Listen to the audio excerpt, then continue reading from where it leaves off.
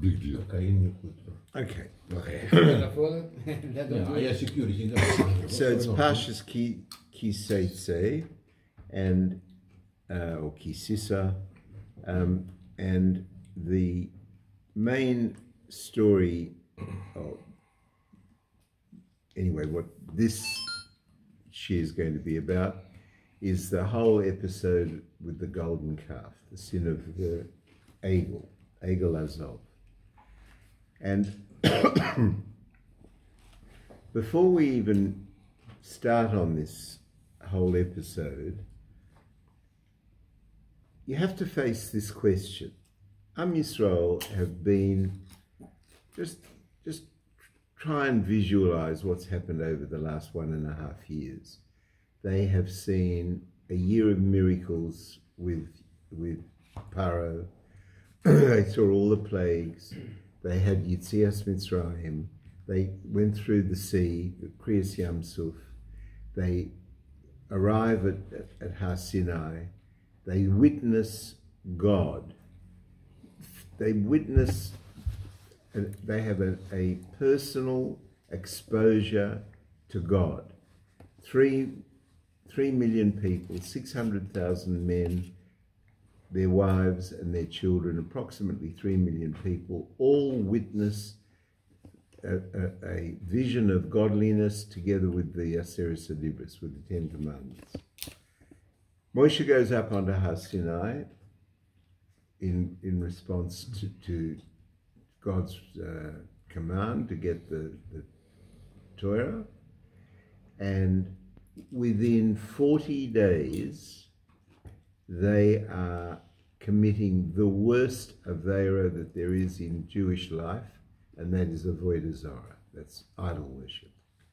Within 40 days they have built a cow out, and when I say built, you have to know how difficult. I'll come back to that. But within 40 days, they are practicing idol worship. Now, idol worship for us is the worst sin. There isn't anything worse. There is nothing worse for a Jew than idol worship. So you have to ask yourself, how is it possible? How is it possible that people who were exposed to this level of revelation of godliness, I mean, it's a fair bet that if you or I saw miracles for a year, crossed the Red Sea, listened to God, are you really telling me you and I would worship a golden cow? I mean, it just beggars the imagination of how it was possible. And yet that's exactly what happened. So the first thing we have to do is to understand, how is it possible that it happened? And you have to know that we have a very strange paradox when we learn Torah. How do we know? One of the tests that the Hachamim used to say, how do you know that the Torah is true? Because there's no other nation in the world that has a chronicle of their life, which is critical. But when you read the Torah, all that you read is how we misbehaved. We misbehaved with the crying for meat and asking for water, and Moshe had to hit the rock, and then he didn't hit the rock. He was supposed to have spoken to the rock. He didn't speak to the rock. Then we had all the miracles of the Mon. We had the miracles. So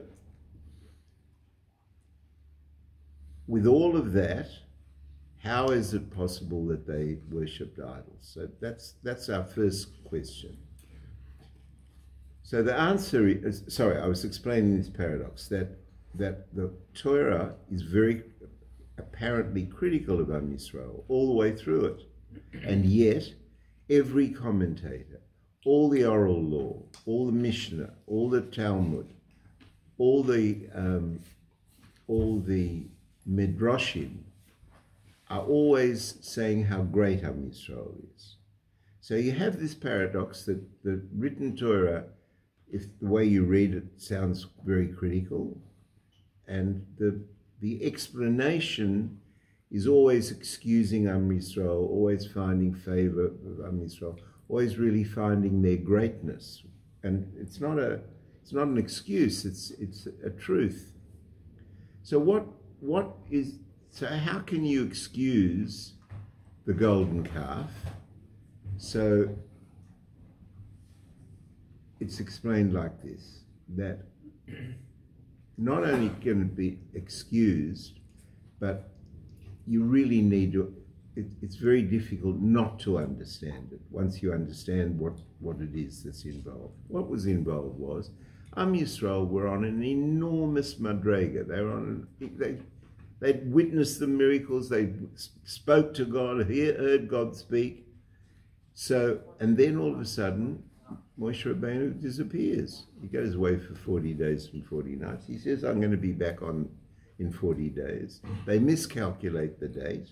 They think that, I haven't got the maths in front of me at the moment, but whether the day started in the morning or finished at night, or whether they calculated from the night till the way we calculate properly. However it was, they got it wrong, and Moshe Rabbeinu was, according to them, 1 day late, and they thought he died. He'd been up on Mount Sinai alone, no food, no water. Didn't know whether there were wild animals up there, and he wasn't back. So they thought he died. And now blind panic sets in. Why? Because their access to God is cut off. Their whole access to God was through Moshe Rabbeinu. The plagues came through Moshe Rabbeinu. The Kriyas Yam Suf came through Moshe Rabbeinu. When they cried about no meat, Moshe Rabbeinu arranged the slav. What do you call it in English? Quail. The quail. And so their access to their God, their access to experiencing godliness, came from their relationship with Moshe. Take away Moshe, are you telling me now we can't have God anymore? You know, like any addict, they were addicted to a revelation of godliness. And to take away cold turkey an addiction for somebody that is really, really dependent on it, they go into panic mode. And that's exactly what happened. And then,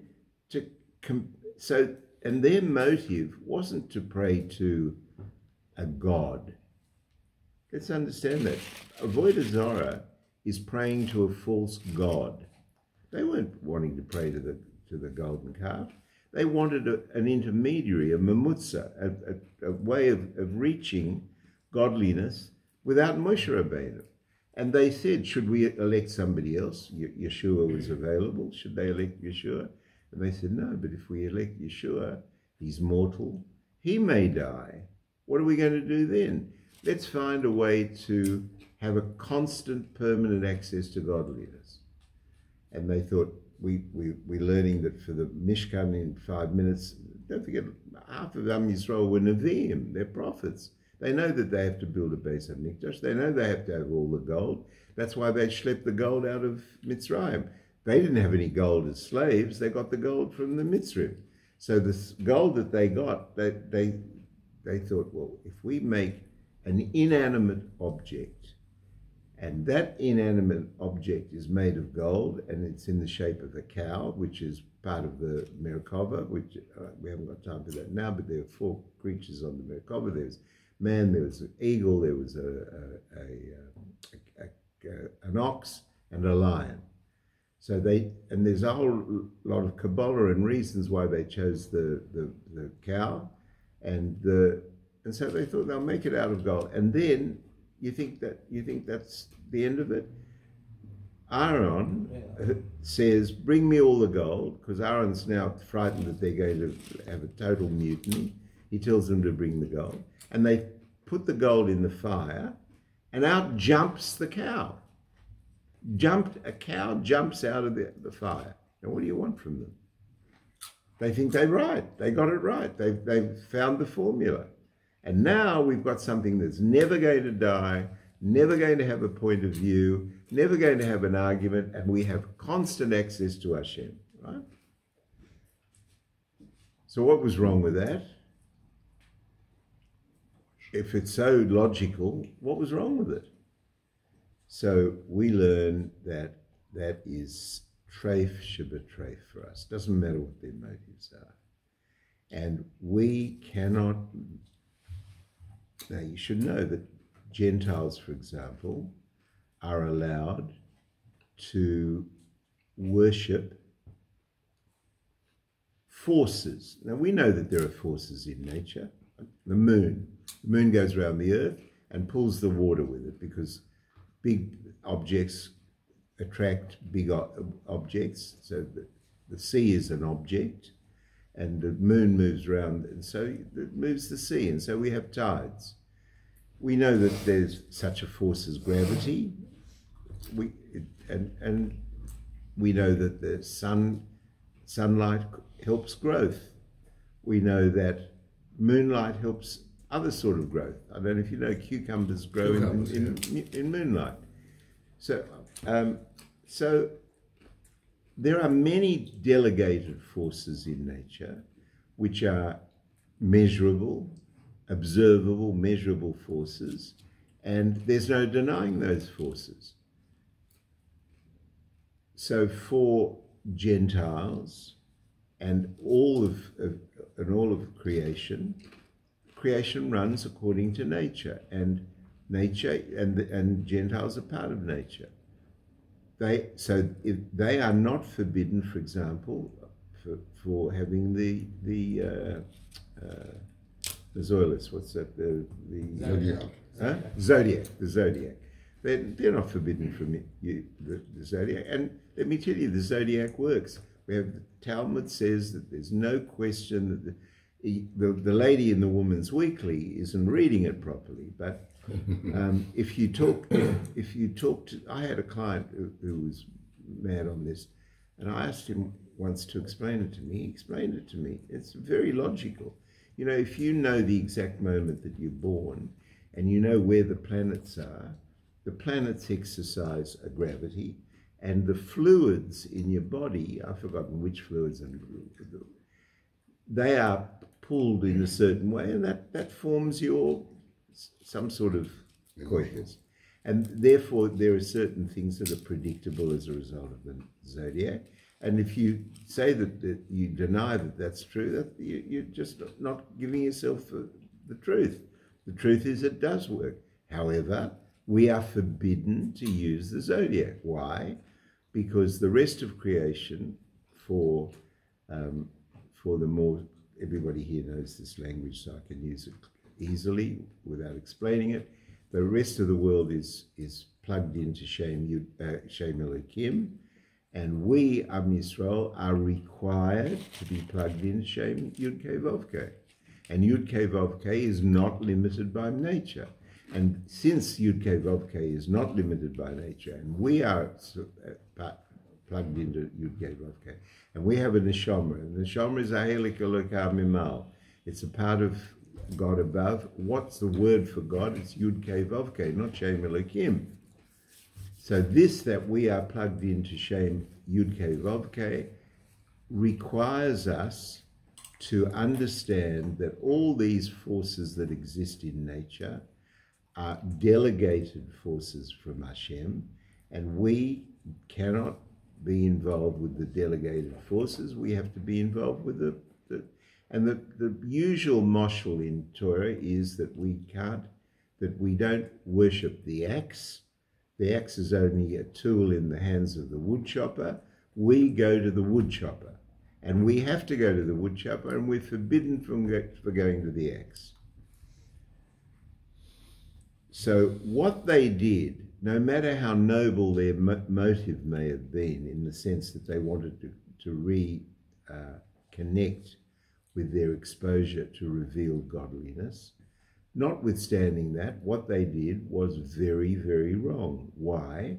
Because we are not allowed to go to the axe, not the wood chopper. Now, it goes much deeper than that, because at the end of the day, the more the Avodah Zarah works, and this is another paradox. Judaism is a life of paradox, but this is another paradox, that the better the force works, the more we are forbidden to lean on it and access it. Why? Because it means that we're accessing it for our benefit. That force is serving oneself. It's self-serving. If you understand that you can harness for example, the zodiac, to know what you're going to be doing tomorrow, or what forces are available, or what's your motive for doing that? Your motive for doing that isn't serving God. Your motive is being gratified, is making your life easier, making a task easier, giving you a benefit. But in fact, our life at its best and pristine level is not seeking benefit from Hashem, but serving Hashem. And by serving Hashem, we are benefited much more than by accessing the apparent pathway to benefit. This is a very deep thing and very difficult to accept, because the default position of most of us, of our nefesh habahamis, of our animal soul, is that we want pleasure and we want to avoid pain. So gratification is part of pleasure. So it's natural to want pleasure. It's natural to want gratification. But it's only natural up until a certain point in your life. There's a point in your life where spiritual maturity can take over, and you understand that you're not living just to die with the most toys in Rookwood, but that your life has a real purpose, and that every minute of every day has a real purpose, and the people you meet are specifically designed for you to meet for a purpose, and the things that happen to you for a purpose. So when we interact with our God through davening or learning Torah, whatever it is, we are doing so not in order to be gratified, but to turn up for duty, to do our job. And that has nothing to do with Avodah Zarah. Avodah Zarah is a form of gratification. It's a form of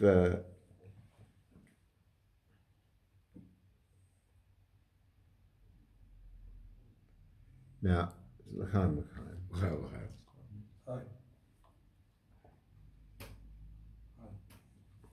in this week's Haftorah,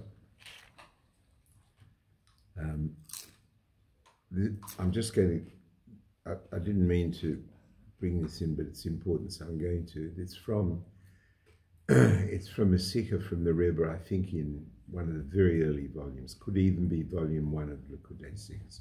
I can't remember, I should have looked it up and written it down. But Eliyahu Hanavi in this week's Haftorah says that he's sick and tired of the idol worship, and he says those people who want to worship Baal have to go over here, and people who want to worship Hashem over here.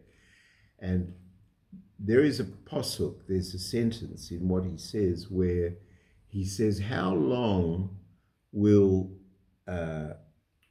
you people vacillate, go backwards and forwards? Make up your mind. Are you prepared to, are you going to worship Baal or Hashem, or are you going to be going backwards and forwards? And it becomes clear that the going backwards and forwards is worse than the idol worship. So the question is why? And what's explained in this is, I'm cutting this very short, but I'm doing it on purpose because we need it for the next step. I should have included it in this year properly. But what's wrong with the vacillating, going backwards and forwards, is that if a person does the wrong thing, and he does worship Baal. I'll give you an example. He wants to know whether or not business is good, and so he asks his accountant to give him the cash flow for predicted cash flows for the next 6 months. It's a normal thing to do, and there's nothing wrong with it, providing you don't believe in it. If it's a guide and you're using it as a guide, but if you feel that the koyach of your business is coming from those cash flows, then you don't understand the first thing about Hashem's brachas for finance. We work, and we work in order to gain a bracha for parnasa, for money. Do we have to work? Are you going to earn the money if you lie on the beach? No. So, but does the bracha come from working? No, the bracha comes from Hashem, on condition that you work. But the priority is understanding that the bracha comes from Hashem. Now, if you go wrong and you decide that the koyach comes from,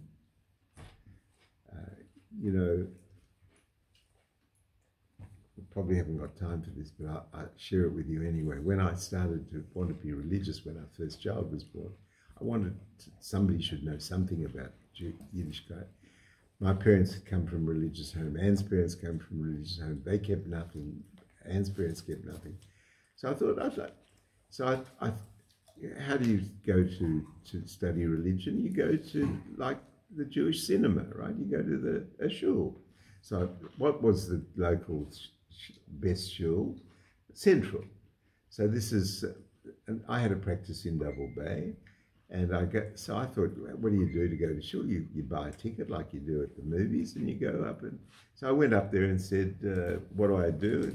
And the secretary there says to me, well, you can buy a seat. I thought, okay, it's like buying a seat at the cinema, right? So he opens this big chart, and there's a blue section and a pink section and a green section and a yellow section. And so I'm looking at it, and he says, which section would you like? So I said, well, what does it depend on? He said, well, this is this amount of money, and this is this amount of money, and this is but this is the best section. The best section was the pink section, right? So I asked him how much it was, and it was affordable. It was expensive, but it was affordable. I was doing well in those days already at the beginning. And so I said, yeah. So he said, all right, so we take it. And he said, this row, he said, there's a seat in this row. And he points at it and he says, the person next to you here is Mr. So-and-so, and the person on the other side is Mr. So-and-so, and the person next to him is Mr. So-and-so. And that's right. And these guys were clients of mine, the biggest ganovim you ever met in your life. Absolute swines. Absolute swines. So, that was a bargain. So you bought it. No, I didn't buy it. You can't get knowledge for free. I didn't buy it. I ended up in poor little yeshiva, which was wonderful, I can tell you. In those days, when the Rebbe was with us, it was yeshiva was Camelot. It's called the Makom Sheba'alei Tshuva Omdim. Yeah, that's right. Anyway, so I don't even remember why I told you that, except that to say that, yes, so if you do something wrong, let's say that you decide that you want to go to shul to sit next to Mr. Cohen or Levi or whoever it was, and and you get it wrong, and then you realize you get it wrong, you do tshuva. And tshuva, everybody, we've learned this over and over again, it's one of the greatest, most powerful spiritual energies. So you access this spiritual energy, but if you go to shul and on the way in, you feel this way, and then when you speak to him, you feel the other way, and then when you have the kiddush, you feel the first way, and then after the kiddush, after a couple of times, you feel the other way, and now you want to go to the movies, and you're going backwards and forwards. It's explained in Torah that why is that worse? It's worse because you're never doing tshuva. You're telling yourself it's really all right, So you go here for a little while and then you go back to that. But you never access this energy of tshuva. So, okay, so idol worship, we need to agree, is not a denial that there are forces, spiritual forces, not a denial that those spiritual forces will work for you, but it's forbidden to access them because our job is to relate to our God, to learn God's Torah, to learn God's wisdom, and to carry out his commands, his mitzvahs. And that's how a Jew lives, not by an easy route, which may seem to have benefit, which doesn't really. It's a dead end. So Moshe's coming down the mountain, and Hashem tells him to go down. So he has to go down. And that Yerida that he has to make, he's taking down what? The two luchos. So when he goes up on the mountain for 40 days and 40 nights, which the Yisrael got wrong with one day, what was he doing up there? Hashem made him a set of luchos. Now, the luchos were the tablets. They're two cubed pieces of stone. And they're written in such a way that the writing magically goes through. So if you have a bays this way on one side, it should be the other way on the other side. It wasn't. It was, and yet the letter went all the way through.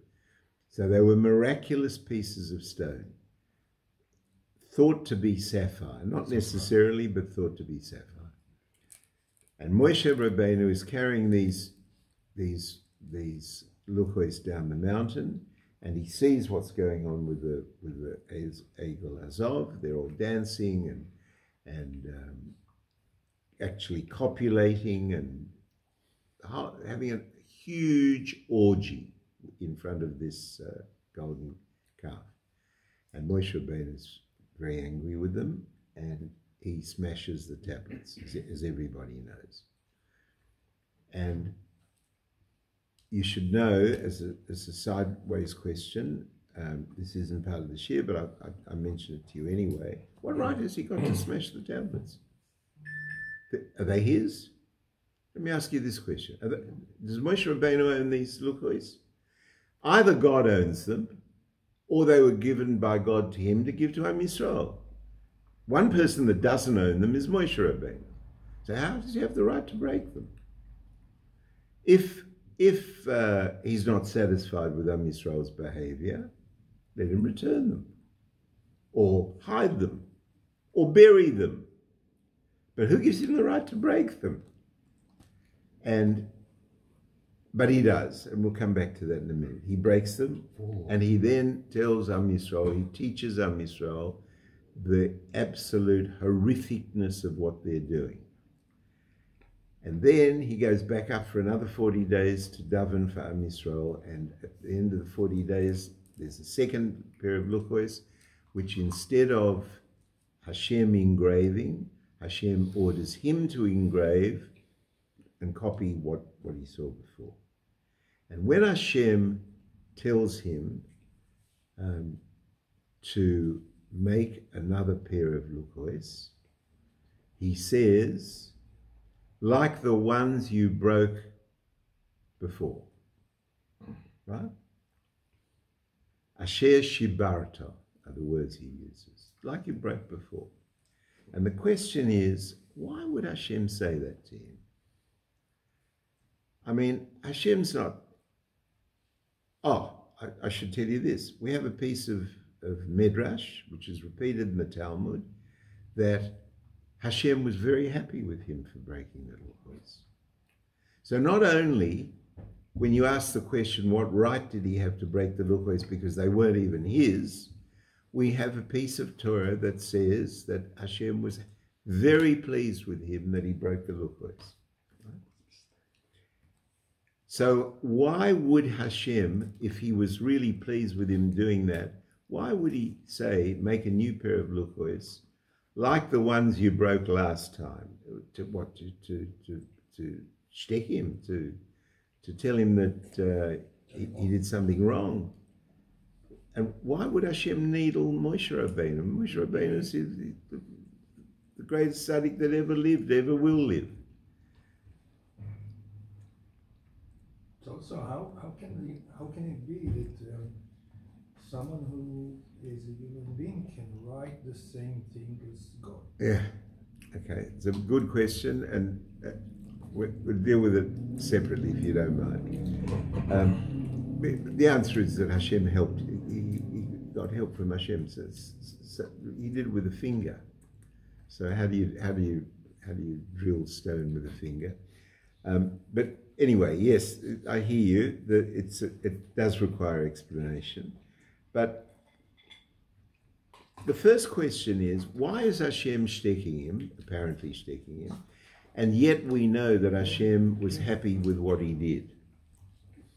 So there are Meforshim that try and explain why Hashem was happy with what he did. One explanation is that Moshe Rabbeinu, it was a marriage contract. They'd just been on Har Sinai. They're just getting married to Hashem. The Kesuba was the Seres HaDibros, and if they weren't married yet, then at least their adultery wasn't adultery. It was a less serious thing. And there are a whole lot of other explanations which you should know that the Rebbe finds absolutely insufficient. Okay, and this issue is made more strange by this, that we learn that it says that Moshe Rabbeinu was aggrieved. He was sad that he had broken the tablets, and Hashem says to him, don't be sad. What you've done is a good thing. It's a wonderful thing, right? And we have to work out, why is it a wonderful thing? And in order to work out why it's a wonderful thing, the Rebbe's in Chabad explain this. First of all, I have to tell you it as a matter of fact, in case you don't know. The luchos were kept in a box called the Aron. The Aron was big enough to house the luchos with some spare room. It was built with specific dimensions that Hashem says 2 weeks ago in Parashat Truma, and it says to build it, and it also had to have 2 poles. And interestingly enough, just this is by the way as well, those poles were never allowed to be removed from they were carrying poles, right? Never allowed to be removed. Why? And explained in the Talmud that whether we like it or not, Jews have got to be ready to move anytime. Never. We've always got to be ready to move. And you know, there used to be a rabbi in Melbourne. The tape's on, so I won't tell you his name. He once said to me, Robert, every Jew has to have a current passport. Don't ever let your passport. It's stuck in a hat. Every Jew has to have a passport. The Aaron had these sticks, and you couldn't. That was forbidden to remove. They were easily removable, but it was a very big affair to. Okay, so this Aaron was kept in the Kodesh HaKadoshim, in the Mishkan, and then later on in the temple. There are various levels of kedusha, various levels of holiness. There was the outside courtyard, and then the inside where the bima was, and in the central part, the Kodesh HaKadoshim, that's where the Aaron was kept, and on that were the Kruvim. The Kruvim, the 2 golden kind of statues, where Hashem's voice used to come from the Kruvim. So the luchos, by the way, I'm sure everybody remembers this, but let's revise it again, took no space. The luchos were 2.5 cubits each, so 2.5 and 2.5 is 5, and the room was, I can't remember, it was 10 or 20 cubits, and when you measured from the Aaron to the wall and the Aaron to the wall, it was as though there was no the Aaron took no space whatsoever. So, but what most people don't know is that in the Aaron, with the luchos, were the broken luchos. Do you know that? The broken pieces of the first luchos were in the Aaron with the full piece, the full luchos, the full second luchos. And the question is why? Why? How is it possible? What's Hashem doing? Hashem's saying, I'm going to rub your nose in this for the rest of history, right? The rest of history, you're going to carry your shame it's not our God. That's how some people misrepresent it. That's how some of the priests have changed Torah. But that's not our God. Our God is a loving God. He is Avinu Malkeinu. He's our Father, our King. Like a parent loves a child, Hashem loves his creatures.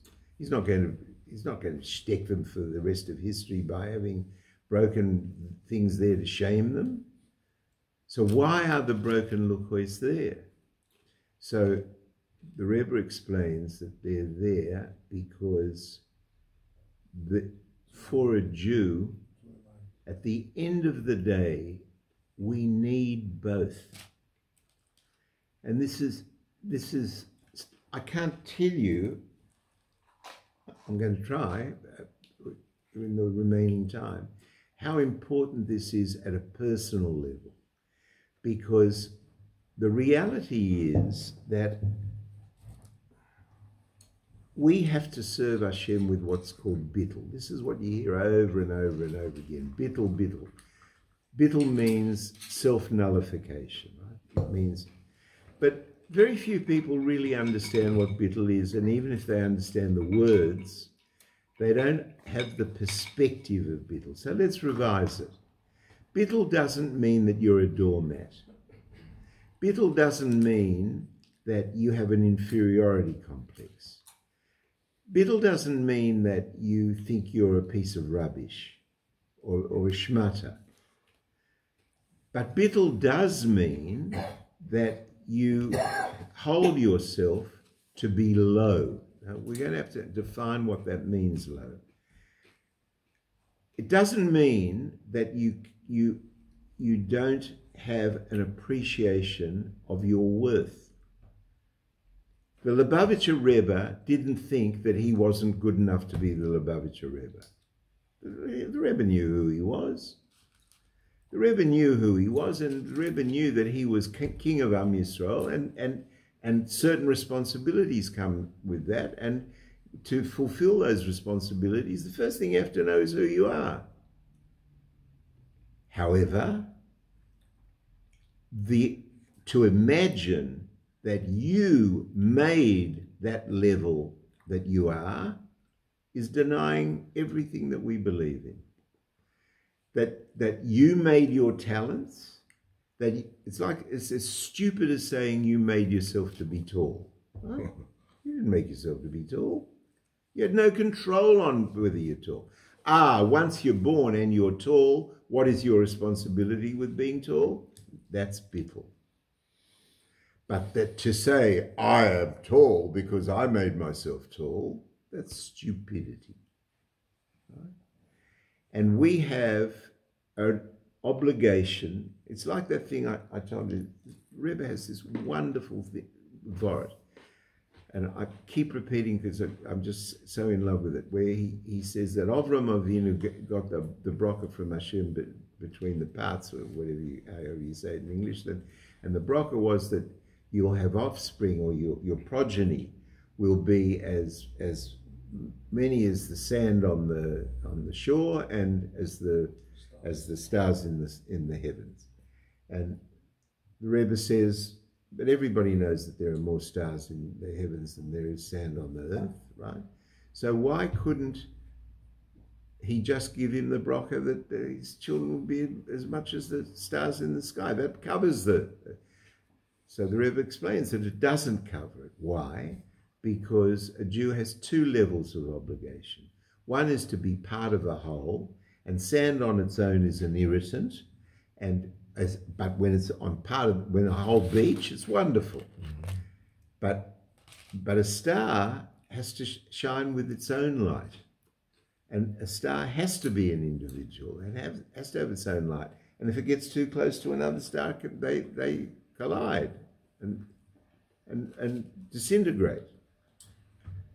So in the same way, we have to learn that our life is really coming to terms with a balance between bittul and greatness, and understanding our greatness. And one is derelict in one's duty, and one doesn't have a life unless one understands one's greatness.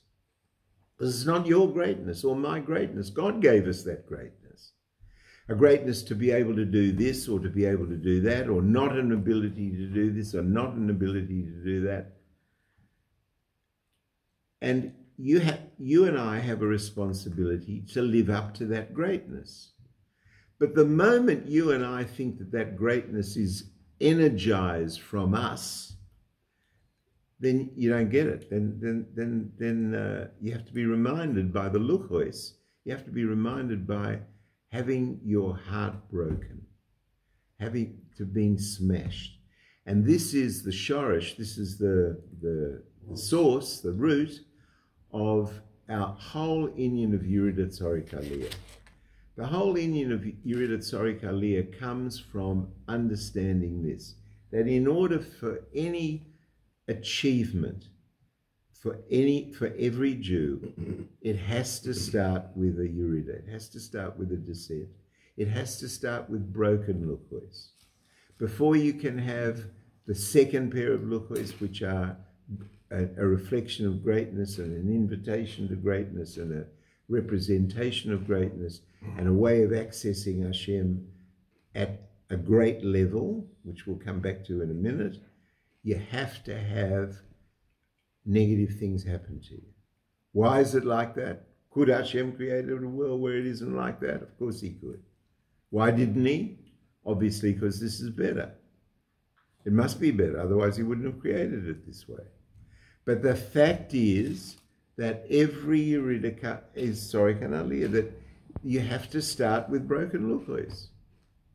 And if you don't have broken luchos, then, now, there are tzaddikim who never have broken luchos. But tzaddikim don't stand where you and I can stand. Baal Teshuvas can are at a much superior level, if they're real Baal Teshuvas. So what is what is the sign of carrying the broken luchos?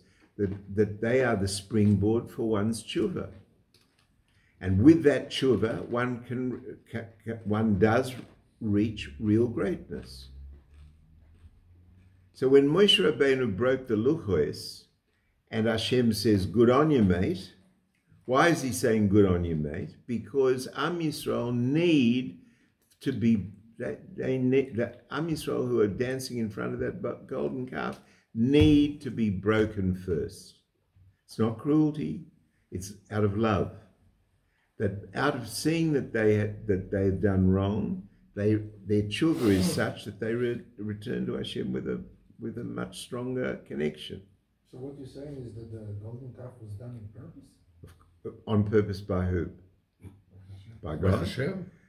You know, Menachem, I have to tell you, the tape's on, and I'm really tempted to say to you to push the question away, but I think we should deal with it, right? I mean, you have to, it is the same question as Adam Arishan eating from the Pri-Eitz Hadas. Didn't Hashem know that he was going to eat from the Pri-Eitz Hadas? And if Hashem knew that he was going to eat from the Pri-Eitz Hadas, what's the whole thing? Why is it our fault? And if Hashem structured it that we, as Hashgacha Pratis, that we're going to eat from that, why is it our fault? So, and that's true of every evil that exists. That's the same question that you're asking on the Egel Azov, you can ask on every piece of evil that is visited on you. You have a sick child, Nebo, right? Why? Why do you have a sick child? So the answer is, that's not our business. Our business isn't to think for Hashem. For sure, it's for good, Do we understand that it's for good? No. And you know what? It's probably better for us that we don't understand, because then we're not part of it. Then we have the broken Lukois, and we can then access the real Lukois. Our job is to do what we're told. Hashem tells us to learn his wisdom and do his mitzvahs.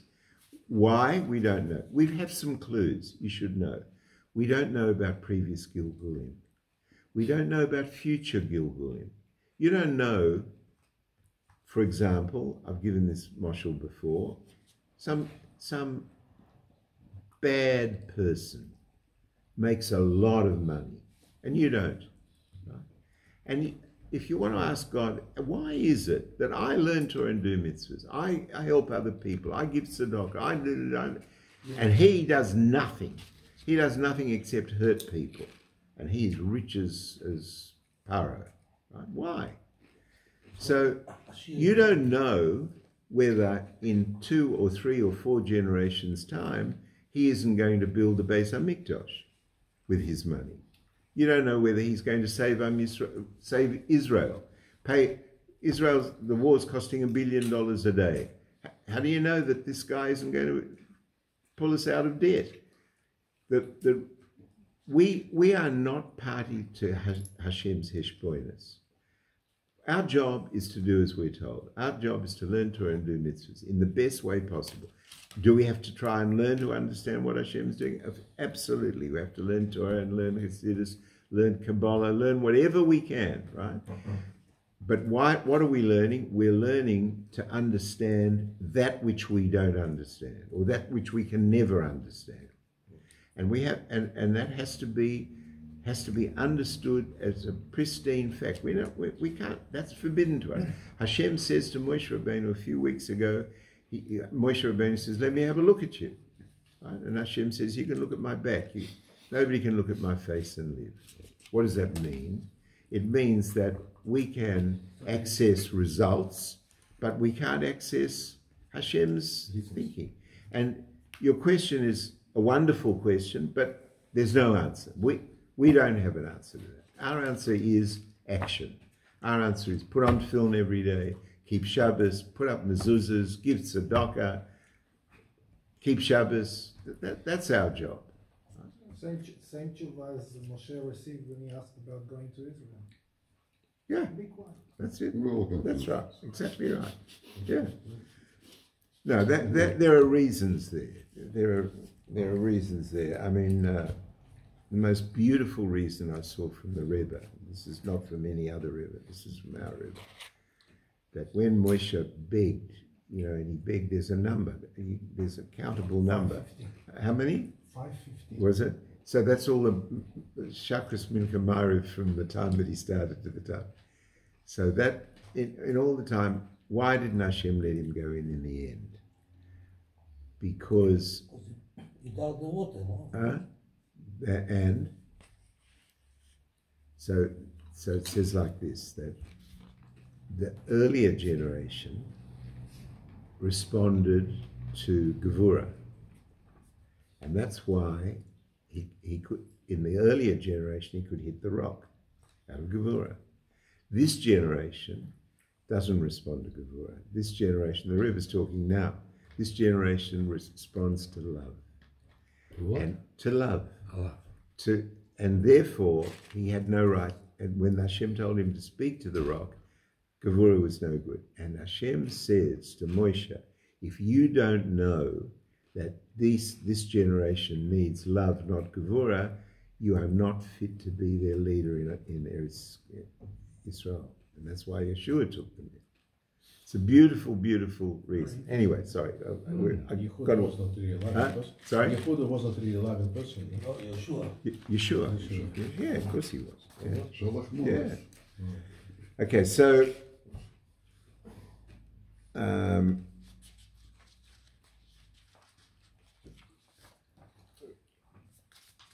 just trying to see where I got sidetracked. Okay, so we have to, so our life is broken lukois and complete lukois.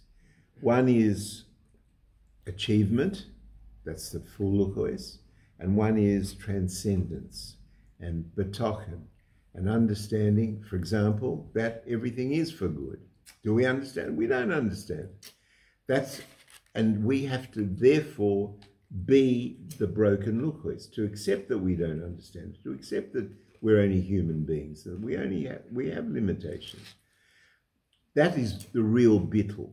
But the real bittul isn't thinking I'm inferior, God forbid, or, you know, if Chaim Yankel is handsome and competent and intelligent, and I am not competent and not intelligent and not successful, I have to understand that I am absolutely as great as Chaim Yankel is. Why? Because Chaim Yankel is Hashem's creation and I am Hashem's creation. And Hashem's creations are perfect. So does it mean that I have to think that I can do what Chaim Yankel does? No. But should I feel bad that I can't do what Chaim Yankel does?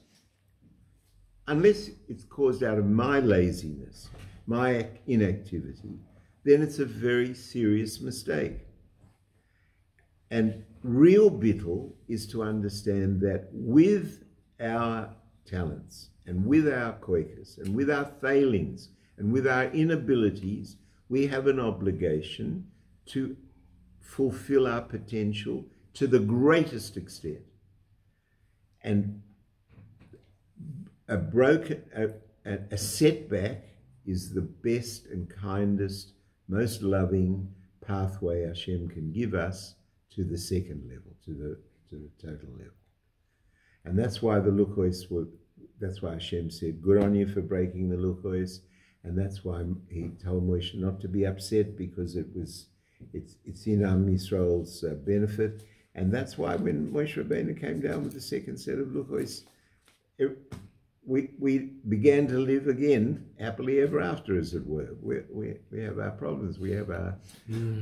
But we were forgiven, and you should know that when he comes down, he says, Salakti, I forgive you. Hashem says he forgives. Yom Kippur, when he came down with the second set of luchos, it's Yom Kippur, and we were forgiven, and that's what we celebrate every year. So we need broken luchos and we need full luchos. Can I ask a question? Of course you can. Few years. Look, cubicle has 6 surfaces. Those 2 cubicle has 12 surfaces. Does it mean 2 command has been withdrawn, or what? How the commandments were? Did one have 4 and other 6? I didn't turn on that. Oh my God. No, I want to ask after recording. Alex got A few it. words. Huh?